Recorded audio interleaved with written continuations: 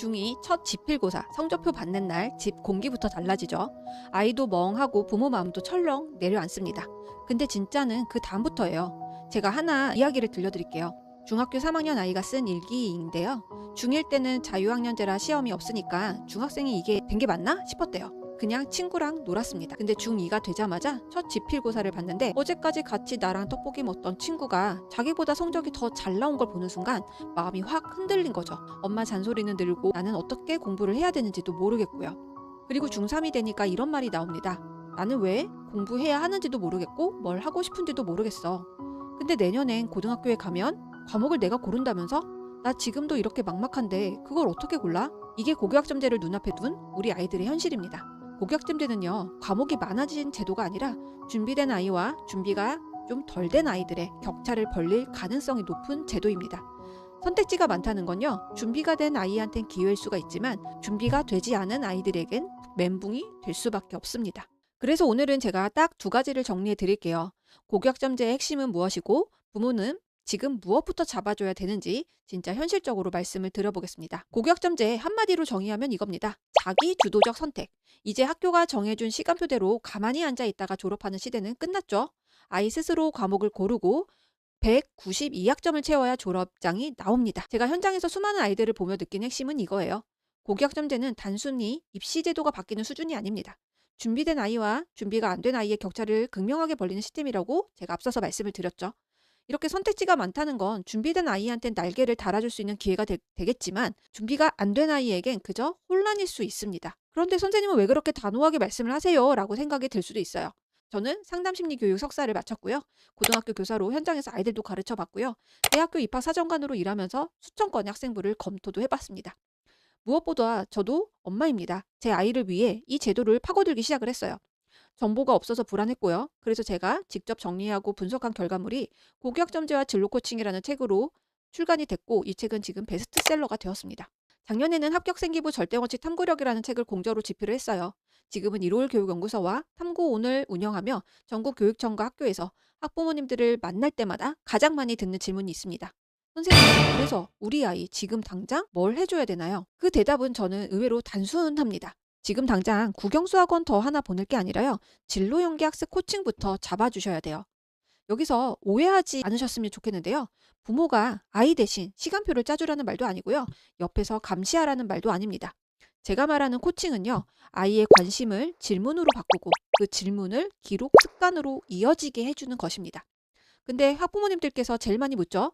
선생님, 그래서 뭘 어떻게 하라는 거죠? 좋습니다. 지금부터는요, 진짜 행동을 한번 말씀드려 볼게요. 아이 학년별로 좀 구체적으로 말씀을 드려보겠습니다. 중학생은요, 축하드립니다. 사실 지금이 황금기예요. 고등학교처럼 내신 수능에 쫓기기 전이라 가장 여유롭게 탐구 습관을 만들 수 있는 시기거든요. 이 시기에 완벽한 보고서를 목표로 하지 마세요. 대신 왜라는 질문을 모으는 연습만 하면 됩니다. 방법은 아주 간단합니다. 수업을 들으면서 궁금했던 거, 뉴스 보다가 찜찜했던 거, 유튜브 보다가 이건 왜 이래 싶었던 거를 그냥 메모장에 한 줄씩 적는 거예요. 진짜 한 줄이면 됩니다. 그리고 한 달에 한 번만 이렇게 해보세요. 메모 중에서 제일 궁금한 걸 하나 고르고 검색해보고 관련 책 한 권을 훑어보는 거죠. 그리고 마지막에 세네 줄로 정리를 하면 끝입니다. 이렇게 모인 질문들은요. 고등학교에 가면 그대로 탐구 주제로 꽃을 피웁니다. 제가 학생부에서 제일 강한 아이들을 보면요. 고등학교 때 갑자기 뚝딱 나온 게 아니라 중학교 때 이런 질문의 씨앗이 이미 쌓여있던 아이들이었습니다. 만약에 지금 고등학교 1학년 학생이라면 지금이 제일 좋은 타이밍입니다. 아직은 2, 3학년처럼 부담이 폭발하기 전이고요. 여러 과목을 경험하면서 관심 분야를 찾을 수 있는 시기거든요. 고1은 완벽한 기록이 아니라 꾸준한 기록 습관이 핵심입니다. 딱 이것만 하시면 됩니다. 주에서 한두 번 정도 수업 기록을 한번 세 줄 써보는 거예요. 오늘 수업에서 뭘 배웠는지, 그걸 보며 무슨 생각이 들었는지, 더 알고 싶은 질문이 뭐였는지 이 세 줄이요. 나중에 학생부에서 이 세 줄이 세특 문장의 뼈대가 될 수 있습니다. 그리고 수행평가나 소규모 탐구활동이 끝나면요. 자료를 과목별 폴더에만 정리해두세요. 그것만 해도 학년 말에는 우리 아이는 이런 흐름으로 성장했구나가 자동으로 보일 수 있어요. 이렇게 고1 때는 크게 벌리지 말고 작게 꾸준히 이게 제일 강할 수 있습니다. 그리고요. 학부모님들 여기서 제일 현실적인 고민이 하나 나오죠. 선생님, 저 세 줄 기록이 좋긴 한데 우리 애가 뭘로 써야 될지 자체를 모르겠는데요. 질문이 안 떠오르는데요. 맞아요. 질문은 의지로만 생기지 않습니다. 환경이 필요합니다. 그래서 제가 탐구원에서 단톡방을 따로 운영을 하고 있습니다. 거기서 일주일에 2번 아이들이 이건 탐구 주제로 키워볼 만하다 싶은 주제 씨앗을 꾸준히 나누고 있는데요. 이 단톡방에서 제가 무료로 공유하는 건 짧지만 방향이 잡히는 탐구 주제의 티저라고 말씀을 드릴 수 있을 것 같아요. 형식은 이렇게 제가 공유를 드려요. 일단 먼저 아이들이 관심을 가질 만한 주제 제목을 주고요. 조사가 아니라 왜 어떻게로 시작하는지 질문, 그리고 왜 지금 이 주제가 탐구할 만한지 선정 배경 요약, 이런 것들을 받아보면 아이들이 감을 잡습니다. 탐구는 거창한 게 아니라 질문 하나 제대로 잡는 것부터 시작하는 거구나. 이렇게 말이죠. 그리고 이게 계속 쌓이다 보면 어떤 일이 생기냐면요. 고등학교 올라가서 주제 탐구를 시작할 때 이미 머릿속에 질문 씨앗이 잔뜩 저장돼 있는 상태가 됩니다. 처음부터 막막하게 시작하는 게 아니라 이 중에서 하나를 골라 키우면 되겠다로 출발점이 달라지는 것이죠. 그럼 이제 다시 고격점제로 돌아와서요. 팩트만 아주 빠르게 정리를 해보겠습니다. 대상은요. 2009년생 이하입니다. 현재 고1이고 예비 고2죠. 이 친구들부터 전면 도입이 되었고요. 고2부터는요. 학교가 짜주는 시간표대로 움직이는 게 아니라 아이들이 과목을 선택하고 이수 기준을 통과하면 학점으로 인정을 받는 방식이에요. 졸업을 하려면 3년 동안 192학점을 채워야 졸업이 인정이 됩니다. 고격점제의 장점은 명확합니다. 예전엔 반편성이 곧 나의 수업이었잖아요. 이제는 아이가 관심 있는 분야가 있으면 예를 들어 심리, 인공지능, 경제, 데이터, 융합과학, 심화수학 이런 과목을 자기 시간표 안에 더 넣으면서 깊게 파고들 수가 있습니다. 그리고 이게 좋은 이유가 뭐냐면 아이 입장에선 공부를 해야 되는 이유가 생기죠. 흥미를 느끼고 몰입하고 질문하고 탐구로 이어질 가능성이 커지거든요. 정리하면 고교학점제의 장점은 과목이 많아졌다가 아니라 내 진로랑 연결된 공부를 설계할 수 있다가 되는 거예요. 그런데 현실적인 우려도 당연히 있습니다. 제가 지난 영상에도 말씀드렸다시피 지금 현장은 과도기입니다. 첫 번째는 학교마다 개설 과목의 격차가 생길 수 있다는 점이에요. 학교 규모나 교사 수에 따라 어떤 학교는 선택지가 풍부한데 어떤 학교는 듣고 싶은 과목이 있는데 개설이 안 돼요가 나오기도 하죠. 두 번째는 입시와의 연결 문제입니다. 제도는 선택을 말하는데 입시는 여전히 내신, 수능, 학생부 평가로 돌아가고 있습니다. 그러니 부모님들 입장에선 이런 고민이 생길 수밖에 없어요. 우리 아이 좋아하는 과목 선택했다가 불리해지는 거 아닙니까? 안전하게 가야 됩니까? 아니면 도전해야 됩니까? 근데 이걸 누구 탓이라고 말하기는 어려워요. 제도가 먼저 달려가고 현장이 그 속도를 맞추는 과정에서 생기는 진통이거든요. 지금 우리가 할 일은 불안만 키우는 게 아니라 이 과도기 안에서 우리 아이들에게 맞는 선택 기준을 세우는 것입니다. 여기서 제가 현장에서 정말 많이 느끼는 이야기를 하나만 또 해드릴게요. 저는 전국 고등학교에서 탐구력 캠프를 진행하고 있는데요. 1000명 정도의 아이들을 보며 확신하게 된 게 하나 있습니다. 나는 이쪽이 좀 더 끌려. 나는 이런 방식으로 공부가 더 재밌어. 이렇게 방향이 잡혀 있는 아이들이 학생부도 확실히 달라진다는 거예요. 왜냐면요. 그런 아이들은 학교 활동을 할 때도 태도가 달라요. 누가 시켜서 하는 게 아니라 이거 내 진로랑 연결될 것 같은데 하면서 스스로 움직이더라는 거죠. 그래서 자신의 진로 방향이 잡힌 아이들이 결국 학생부도 남들과 차별화되고 학교 활동도 더 주도적으로 한다는 사실이에요. 그런데 여기서 중요한 포인트가 또 있습니다. 제가 말씀드리는 건 진로를 지금 당장 의사, 변호사로 딱 못 박아라가 아닙니다. 솔직히 우리 어른들만 해도 아직도 진로를 확신하지 못해 고민하는 경우가 많잖아요. 하물며 우리 아이들의 진로는 당연히 바뀔 수 있고 흔들릴 수 있습니다. 제가 강조하고 싶은 거는 방향성이에요. 이 방향만 잡혀도 과목 선택이 상당히 수월해집니다.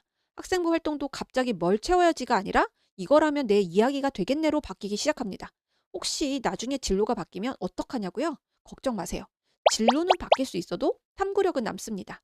질문하고 자료를 찾고 논리적으로 정리하는 그 탐구의 힘은 진로가 바뀌어도 우리 아이들의 몸속에 그대로 남아서 무기가 됩니다. 그래서 질문하는 힘, 자료를 찾는 힘, 비교하고 판단하는 힘, 그리고 그걸 내 언어로 정리해서 설명하는 힘.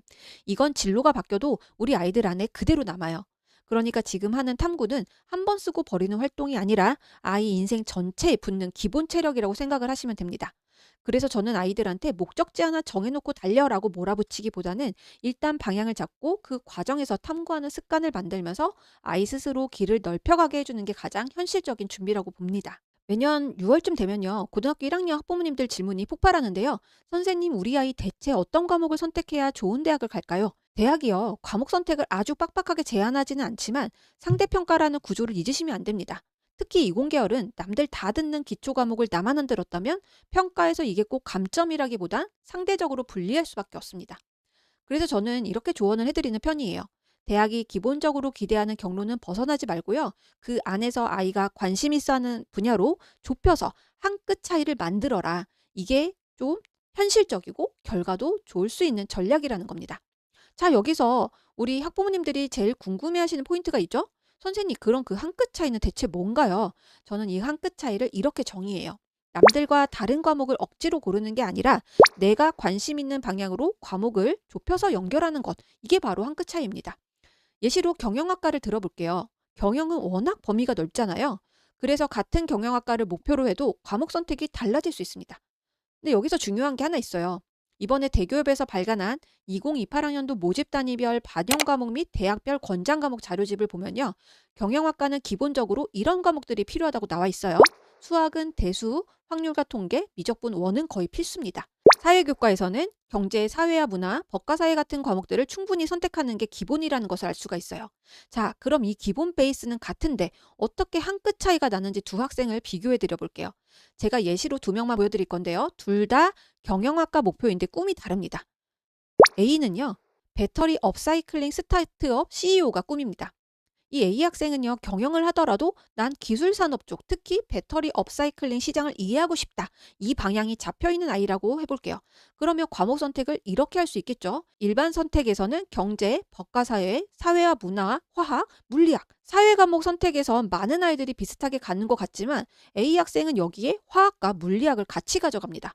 이게 왜 중요하냐면요. 입학사정관은 여기서 이렇게 읽을 수가 있어요. 아, 이 학생은 경영을 그냥 말로만 하는 게 아니라 기술 산업 자체를 이해해 보려고 하는 학생이구나라는 거죠.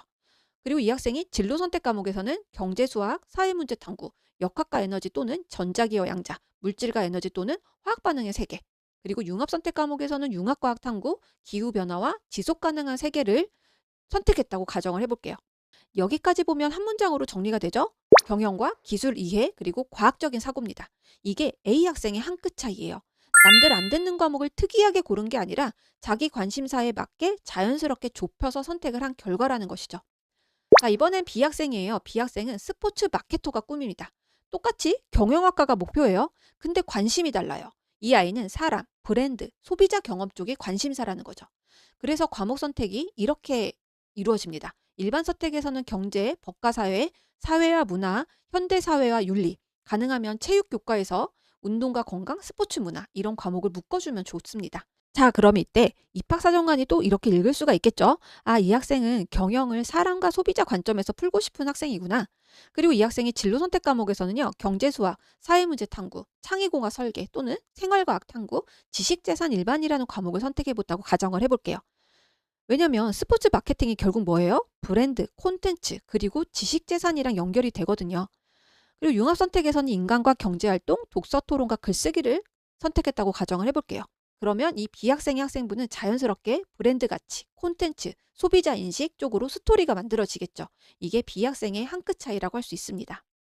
자, 그럼 오늘 핵심만 다시 정리해 볼게요. 고교학점제의 핵심은 과목이 많아졌다가 아니라 선택할 준비가 되어 있느냐 이겁니다. 제가 좋아하는 말이 하나 있어요. 고통은 문제 그 자체보다 준비되지 않은 마음에서 더 커진다. 이런 말인데요. 진로가 지금 완벽하지 않아도 괜찮습니다. 대신 어떤 방향으로 가볼지 그 경로만이라도 우리 아이들과 같이 잡아주시면 됩니다. 그 과정에서 쌓이는 탐구력은요. 우리 아이들이 어떤 길을 가든 사라지지 않는 평생 자산이 됩니다.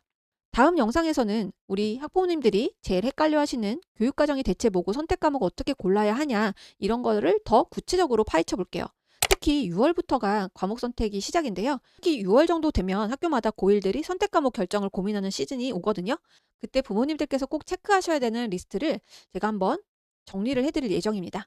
마지막으로 지금 우리 아이들이 제일 막막해하는 건 무엇인지, 성적인지, 진로인지, 과목 선택인지, 학생부 활동인지, 세특 주제인지 여러 가지를 댓글로 남겨주시면 그 질문을 바탕으로 다음 영상도 더 현실적으로 준비를 해보도록 하겠습니다. 지금까지 이로운 교육 이로울쌤이었습니다. 감사합니다.